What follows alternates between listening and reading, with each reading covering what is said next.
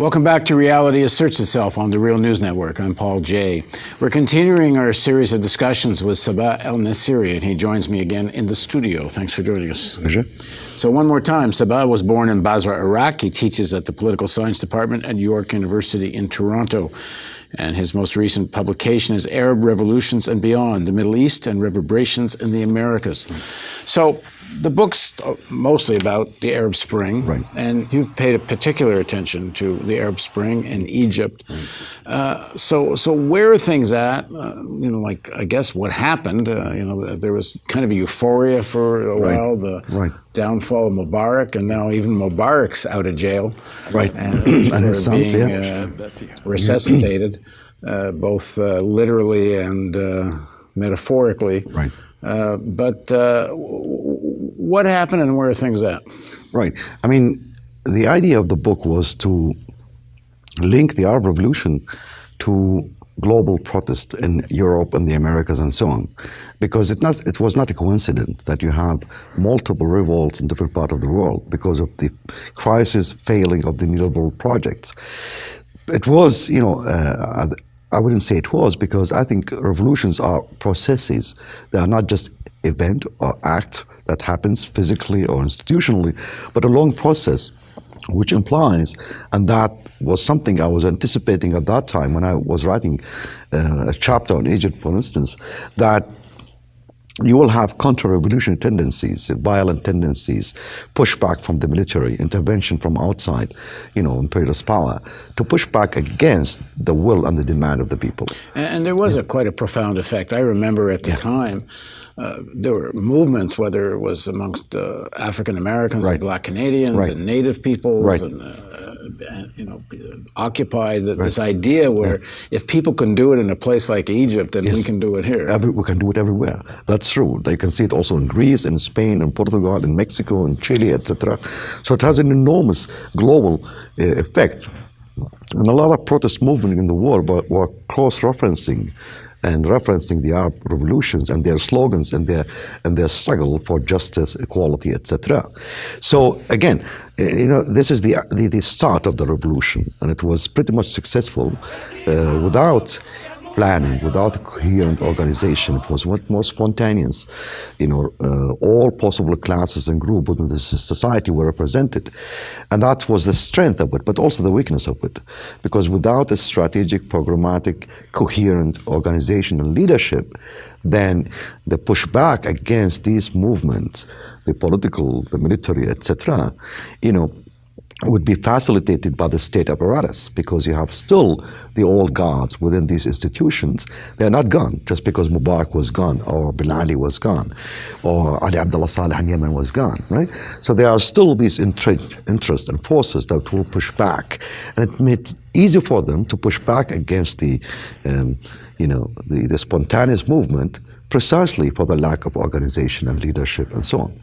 So what happens is, there was at the beginning some sort of transition, democratic transition, where the Muslim Brotherhood won the election democratically. I mean, they had a lot of social bases and so on within Egypt. I think where the activists did a mistake that enabled the army in Egypt, and especially Sisi, to dominate the political scene again, was when these protests escalated in May, June 2014 against the Muslim Brotherhood, 2014 against the Muslim Brotherhood, that it enabled the military to enter the scene and say, we are siding with the people against the Muslim Brotherhood for the Islamization of the state, for this and that. So actually, some of the activists, of course not all, but some of the activists of the revolution were to blame that Sisi came back again to power. The military came back again. Now they're directly controlling state institutions beyond the military apparatus, beyond the economy, which they control. Now they control the parliament, they control the executive. And the president is, a general from the army. So you have a much more repressive regime compared to Mubarak or Sadat or whatever before it. And it becomes now much more difficult for activists in Egypt even to criticize Sisi or to organize and protest. And now the military and especially through Sisi, they are pushing for these constitutional changes to give the president even more power, and restrict more the ability of people to protest and so on. Of course, they use or abuse this artifact, terrorism, in the name of terrorism and security. We silence people, we oppress people, etc. Something you can see it all over the place, even in the United States or in other liberal democracies, right? But there, in a much more physical, violent way compared to the situation, the pre-revolutionary situation. Yet I think this is only one moment, and it's clearly a moment of crisis, of legitimacy, and of the authority of the state in Egypt. Because if you rely heavily on violence, on repression, on restriction of freedoms and so on, that means you are in a deep crisis. You cannot appeal to the people. You cannot, rely on some sort of legitimacy among the population. So that means the revolutionary story is not over yet. We are witnessing one, counter-revolutionary setbacks against the revolution. But I'm confident that revolts and revolution will erupt again and again, and be it, some simple demands of the people. You can think about Lebanon and Iraq, this anti-garbage demonstration that mobilized 100,000 people because of the garbage.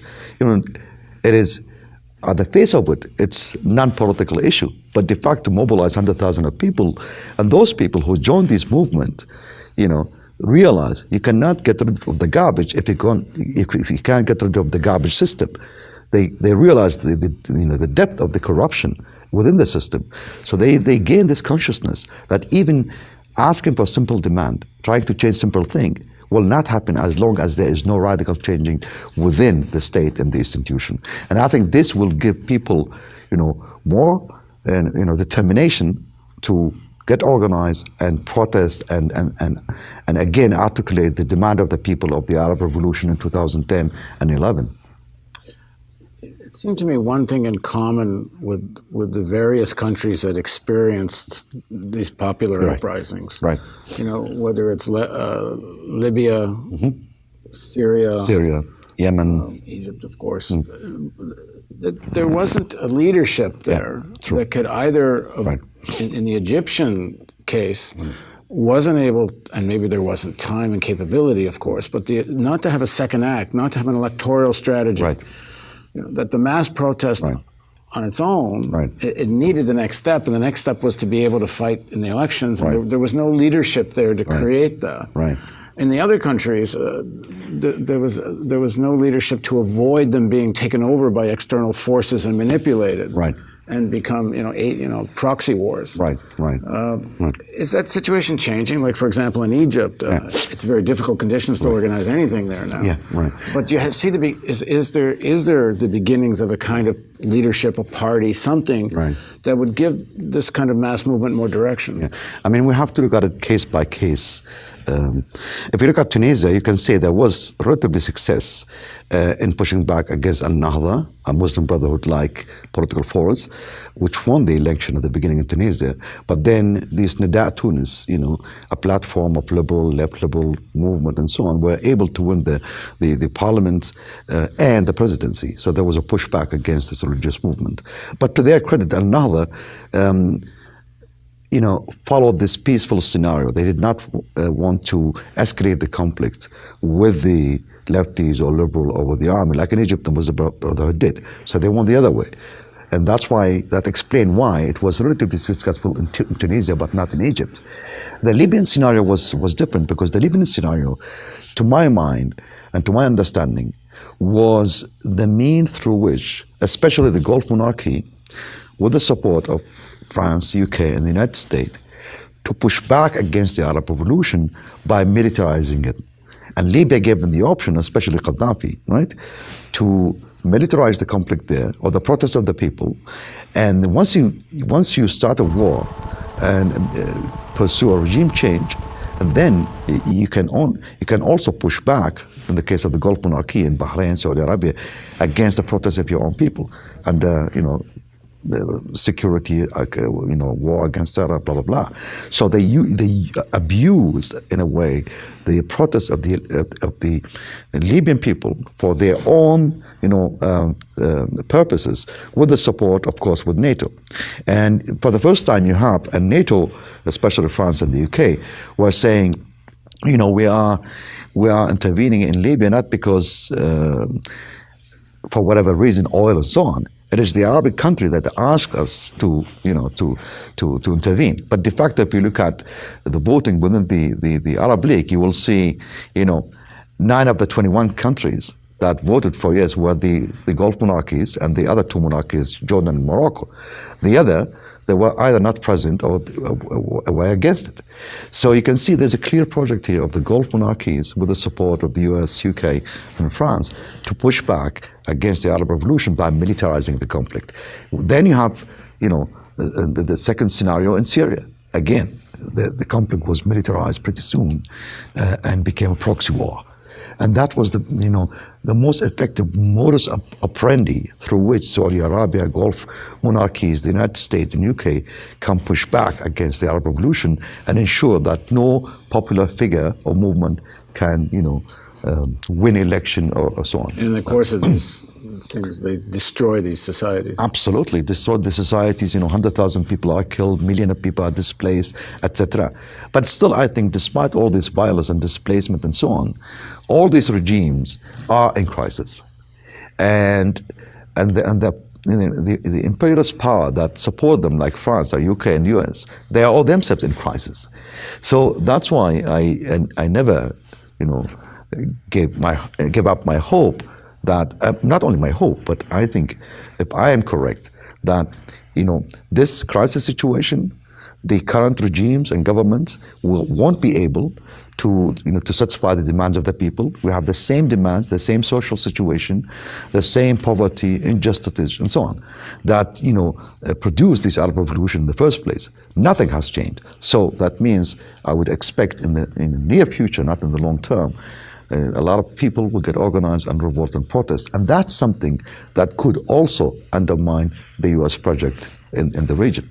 Not so much, But there's still this issue that the revolt, the protest, the people in the streets, there needs to be a second act, and there needs to be some kind of a leadership that gets to that second act. Like that moment around the election of the Muslim Brotherhood, we were in the real news. We were doing story after story about don't forget who the military is. The army cannot be the solution here. And look at the history of Egypt. Yes. But so many of the young people, seem to get sucked into this thing. Somehow the army is going to be the one to defend democracy, which means there's a lack of political force there to, educate the young people. I mean, it depends whom you speak to and where you are, because I think a lot of activists in Egypt, especially on the socialist leftist side of it, the pan-Arabist side of it, they were very clear and aware of the army, and they knew that just a tactic of the army to be, to and ideologically propagate it is with the people, because it is opportune to do this in this scenario, right? To get rid of Mubarak, but then take over. So they were aware of that. And if you look at the election, for instance, that's really interesting. If you compare Morsi to Sabah, the Nasserists, the Pan-Arabists, he got 19.5%, and Morsi was 20.5. There's 1 to 1.5 percentage difference between them, right? It's the army that supported Morsi to become the president against Sabah. So even then, it was not really clear for the army that they can, push through with this. So imagine if Sabah would have won the election, things probably would have been different, right? So again, sometimes small things can, decide the, development for years and decades to come, right? But you're right. Still, the question of organization and leadership. What type of organization? What type of leadership? Like one of my critique, again, in the book, and especially in the chapter on Egypt, to say that despite the militancy of the Egyptian working class, and the strike, the protest, and they organize, etc., etc. I think one of the mistake was after, February, March 2011, when Mubarak, was toppled, that the Egyptian working class did not form a worker party. Think about Brazil in 1984 with the PT, the Worker Party in Brazil, right? When the workers start organizing their own party that represent them, not rely on these liberal, whatever, bourgeois parties. And they were much pretty successful. In 1999, Lula became the president, right? So a mistake not to form a party that is class-based on the working class and peasant demands, right? That would have been a powerful force that could have helped, in election and post-election scenarios. And we had a team in Egypt reporting that. Yeah. And they were doing interviews with workers. Yeah. Sophisticated conversations against privatization. Right. And it wasn't, these are workers that were capable of supporting a party like that. Absolutely. But the problem was the priority was to have independent or autonomous trade unions, because the trade unions were mostly, affiliated with the regime and controlled by the regime. So most of the, workers, they opted for this economic struggle to have some sort of independency of the trade union, thinking that will secure the interests of the worker in the long run. But that's, I think, the false strategy. I think if you, let's say, on the national scene, not only in a specific sector of the economy, if you want to win the heart and minds of the people, if you want to be hegemonically as a political force that represent the Egyptian people, you need to have a worker party. You need to form a worker party that represent not only, of course, the interests of worker, but in a progressive sense, is to represent all the interests of the popular classes, the middle class, the peasant, etc. That would have been and the do you right. get a sense that it's happening now? Well, the problem is there's so much repression and narrowing of the space of maneuver of workers and peasants and activists in Egypt that it seems almost impossible now to pursue such project. But it seems, but I don't think it's impossible. I think at one specific moment, all these different activists and so on, section of different classes would realize without building a coherent organization, a party, and so on, you can't face the military. You can't face the different state institutions, be it the legal system or whatever. You need to have a unified force, and I cannot imagine any other unified force at this juncture without a new type of political party.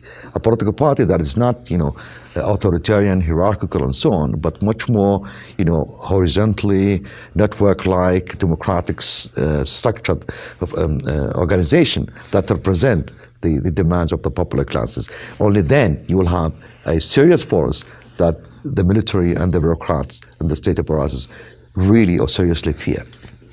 Well, the book is Arab Revolutions and Beyond. Yes. And I guess that story's not over yet. Nope. All right, thanks very much for joining us. Thanks for having me. And thank you for joining us on Reality Asserts Itself on the Real News Network.